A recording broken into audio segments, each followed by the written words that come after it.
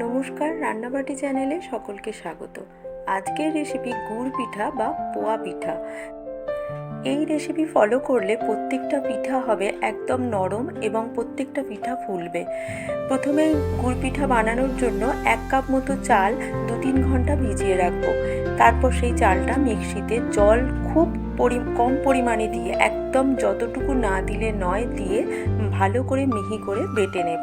শিলে বাটতে পারলে খুবই ভালো হয়, তবে মিক্সিতেই যদি বাটতে চাও সেক্ষেত্রে জলের পরিমাণটা যেন একদম কম থাকে। এবার চালের বাটাটা আমরা একটা বাটির মধ্যে নিয়ে নেব। তারপর অন্যদিকে আমরা এখানে 1 কাপ চালের জন্য এখানে আমি 250 গ্রাম মতো গুড় অল্প জল দিয়ে গলিয়ে নেব। গুড়টা গলিয়ে নিলে তাহলে ব্যাটারটা স্মুথ ভালো হবে। তার জন্য গুড়টা গলে গেলে একটু ঠান্ডা করে তারপর চালের যে পেস্টটা আমরা করে রেখেছিলাম সেটার মধ্যে ছেঁকে দিয়ে দেবো, কারণ গুড়ের মধ্যে অনেক রকম নোংরা থাকে। তবে পুরো গুড়টা দেবো না, প্রথমে আগে দেখে নেব যে ব্যাটারটার থিকনেসটা কীরকম থাকছে। যদি খুব পাতলা হয়ে যায় তাহলে কিন্তু পোয়া পিঠা ভালো ফুলবে না। তার জন্যই আমরা প্রথমে কিছুটা দিয়ে দেখব, যদি লাগে তারপরেই আবার দেব। গুড় দিয়ে ভালো করে মিশিয়ে নিতে হবে।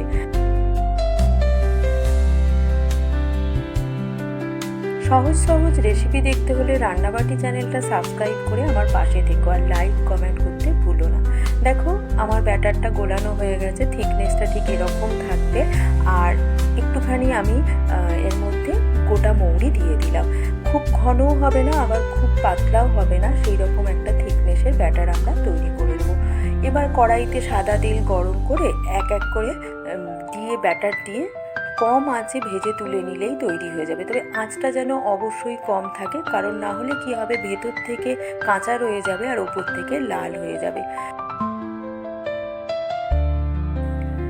একইভাবে প্রত্যেকটা পিঠা আমরা ভেজে নেব। 1 চামচ ব্যাটার দেওয়ার পর ওপর দিয়ে গরম তেল একটু দিয়ে তারপর এপিট ওপিট করে কম আঁচে লাল লাল করে ভেজে তুলে নিলেই তৈরি হয়ে যাবে আমাদের গরম গরম পোয়া পিঠা বা গুড় পিঠা। দেখতেই পাচ্ছ প্রত্যেকটা পিঠা কিন্তু ফুলছে, আর প্রত্যেকটা পিঠা খেতেও খুব সুন্দর হবে, একদম নরম হবে, ভেতর থেকে সফটনেস, ওপর থেকে ক্রাঞ্চি থাকবে, তবেই খেতে কিন্তু জিনিসটা ভালো লাগবে।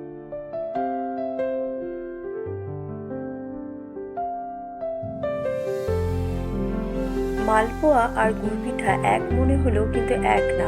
গুড় পিঠা কিন্তু পুরোটাই তৈরি হবে চাল বাটা দিয়ে, চালের গুঁড়ি দিয়ে না। আর মালপোয়াতে আমরা ময়দা, চালের গুঁড়ি বা সুজি দিয়ে তৈরি করে থাকি। গুড় পিঠা কিন্তু মালপোয়া থেকে খেতেও একটু অন্যরকমই লাগে টেস্টটা।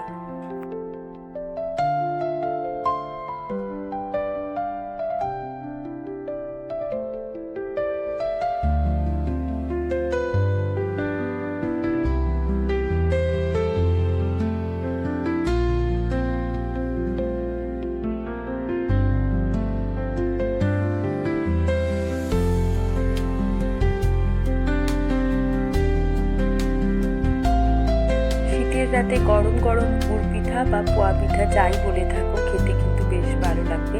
অবশ্যই এইভাবে একবার চেষ্টা করো, প্রত্যেকটা পিঠে দেখবে ফুলবে এবং নরম হবে। ভালো লাগলে লাইক কমেন্ট শেয়ার করো।